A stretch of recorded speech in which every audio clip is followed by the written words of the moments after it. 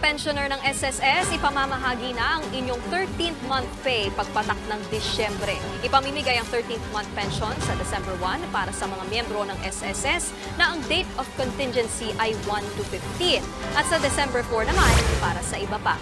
Kabilang sa mga makakakuha ng 13th month pension ang mga retiree at surviving pensioner at mga dependent na mga yumaong SSS member. Sinlaki ng regular na buwan ng pensyon ang 13th month pay at isasabay sa December payout. Kung may problema sa pensyon, tumawag lang sa hotline ng SSS na naka-flash sa inyong screens.